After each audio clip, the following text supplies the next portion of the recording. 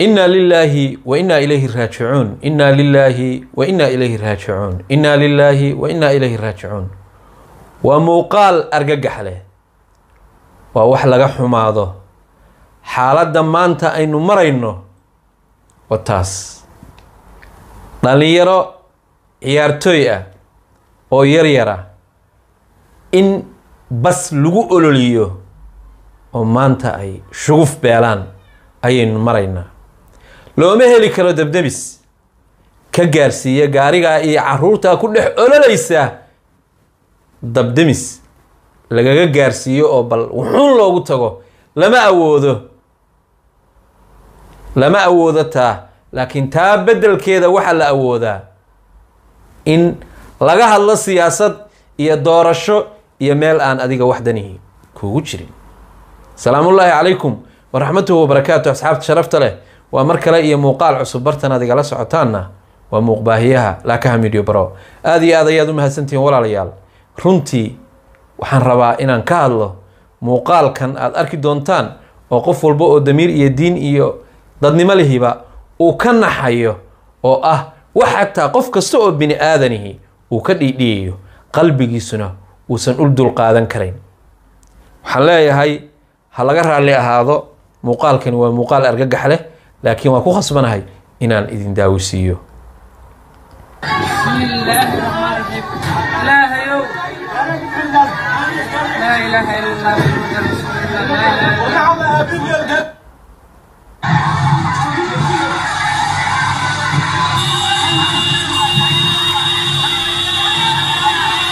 وموقال أرجح له وموقال كاس أدرك إنسان وأرضي عيارتوي هريالك شوبلان أيا وحلا قدي كسمايو ودنيرو وعياري سي نادي اللي يرهدو شيء CCI إن ساعة هاي بانو ملاينيا أيوة ماشان كل كنتي أيا ماشا أدرك إنسان بس كا يا بابور كا كلا ير أو مدح كل جرا كل كنتي ku shuguf beeshay waxa weeye intii ilaahay u qoray baa ka haray waxay u socdeen garoonka la yiraahdo Wamo Stadium oo hadda xariga laga jireeyay ayay u socdeen baa leeyahay waxa warar ku sheegayaan 15 inay ahaayeen wiil dhalinyaro ah oo goob jooga ahaa oo la wareysanayay oo aan warkiisa maqlayay ayaa wuxuu lahaa laba ka soo baxay oo mid madaxa dhaawac kaga yaal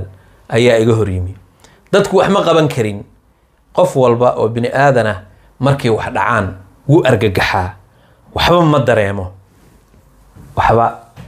ma dareemo oo marka dhacdadu marka ay dhacdo dadku inta badan naftooda u fikiraan oo way naxaan waxba maba sii eegaanba waxaan arkay maalin lixdaasa nin dadka leen jiray oo la wareysanayay oo la weydiiyay oo la yiri dadku miyaysan idin arki jirin markaasuu yiri dadku tooday u yaaban yihiin dhacdo markay dhacdo dadku way naxayaan si fiican buu waxuma gartaan buu yiri hadhow waxa laga yaabaa abaarka dibadda ku soo laabatid inaysan ku garan sababta keenaysana wax kala ma aha qalbiga bini aadanka ayaa iska noocaas ah oo qofku hadii uu naxoba qalbigiisu caadi ma marka wuxuu ku leeyahay wiilkani dadka meesha joogay waxba ma qaban karin iyagaaba tooda ku mashquulsanaa dhacdadan sida ay u dhacday waa gaari qarax ayaa la leeyahay ayaa lagu soo rakibay gaariga oo goobtii uu ka soo dhaqaaqayay baa looga soo rakibay iyo de Allahu a'lam meesha kala qaraxyaaba kolba qarax dabkaas aad arkaysaan ka bilowday ilaa hadda xaqiijinta dhabta ah inta dhimatay lama oga wiilkaas hadalkiisu waa qofkii igula macquulsanaa 15 bay ahaayeen buu yiri laakiin waxa laga tabayaa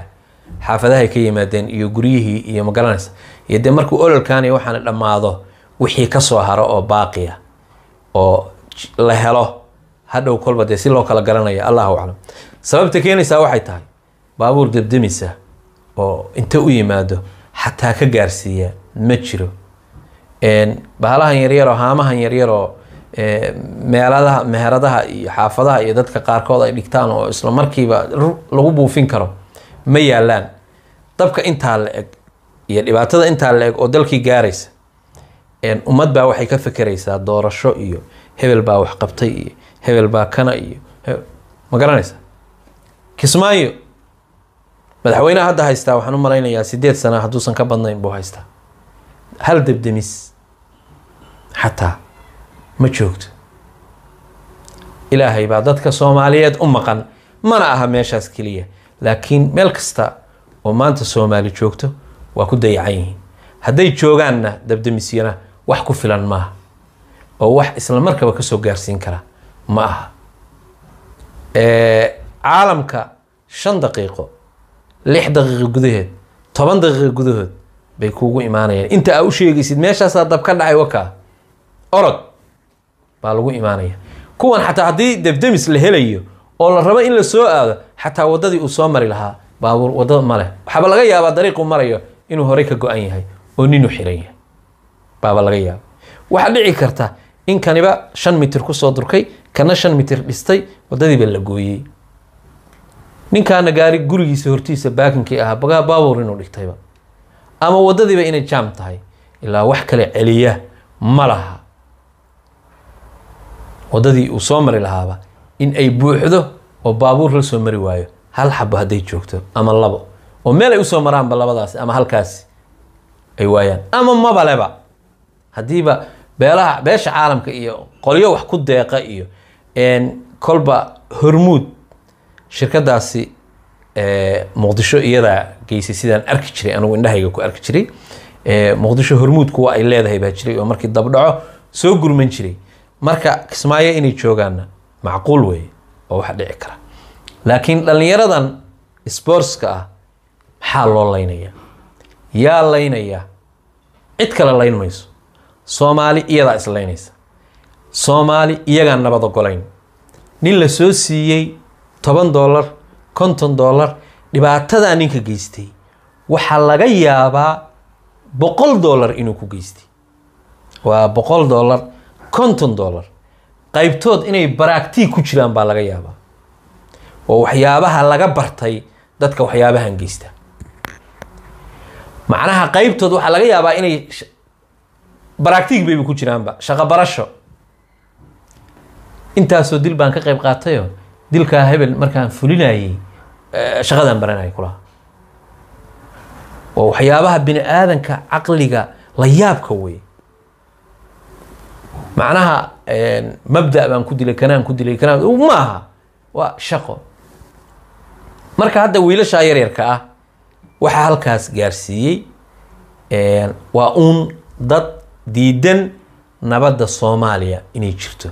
waa dad diidan nolosha dhalinyarada. kuwan micid bay la diriraan. dhalinyaradan halkan lagu ololiyay oo sidii xaabadii halkaa shidmaysa ololeysa aad aragtaan ma dad bay laayeen, ma caruur bay laayeen, ma ummad bay laayaan, ma qori bay sitaan, ma dad bay dhacaan, kubad bay ciyaarayeen. waa niman sportsa. kaniisad gaalnimo amiyay ku socdeen oo ummad bay gaalaysiinayeen mise lafahooday u ciyaarayeen. waa kubad koob bay ciyaarayeen. wallaahi Soomaali ilaahay baa u maqan, ilaahay baa inoo maqan. dalku waa kala daran yahay. meelo badan baa dhibaato ka taagan tahay. ilaahay dhibka ha ka kor qaado dadka. ummadda Soomaaliyeed waa dhiban tahay. dalku wuu dhiban yahay. dadkii dalkan iska lahaana waxay u badan yihiin dad isha kala socdo oo waxba afka aan ka oran karin. kuwana afkay wax ka oran karayaanoo iyagu waxan waaba ugu bulaashaaba. dhibaatadan dhacaysa iyo waxanay baa ugu bulaala oo markaasayba iyagu dardar helaan oo faa'iido helaan. ma garanaysa? dalkeenu inuu sidaa ahaado dad baa ku faraxsan. dadka ku faraxsan shisheeye iyo sokeeye labadaba waa leeyihiin. dad shisheeye ah oo dalku inuu nooca ahaado oo dhalinyaro sports ah oo aan cidna wax qalabsan oo banooni u socotay la qarxiyo ama ka timi bug lagaga siiyo oo hawada la geliyo ay sidaa u ololayaan sidii xaabadii, dad shisheeye ah oo ku faraxsan baa jira, iyo dad sokeeye ah oo Soomaali ah oo ku faraxsan oo libin iyo guul inay ku gaarayaan u qaba. laakiin adduunka waa la waayay dhiig dad islaam ah inta la daadiyo cid guul ku gaarta dunida ma jirto, horumarna laguma gaaro. intii Soomaali isa soo leynaysay hal mar qolo dhihi karta waa faa'iidnay ma jiraan. cid dhihi karta guul ayaan ka gaaray ma jirto. waxaan leeyahay dalkeenna ilaahay qaadiraha haynoo xasiliyo. carruurta yaryarka ah dadkii ay ka dhinteen, waalidiintii ay ka dhinteen, eheladii iyo qaraabadii, waxaan leenahay samir iyo iimaan degdega ilaahay ha idin siiyo, bedel khayr qabana ilaahay ha idin siiyo. intaas ayaan kusoo gabagabaynayaa. waxaan idinkaga tegayaa salaamullaahi calaykum waraxmatuhu wabarakaatu.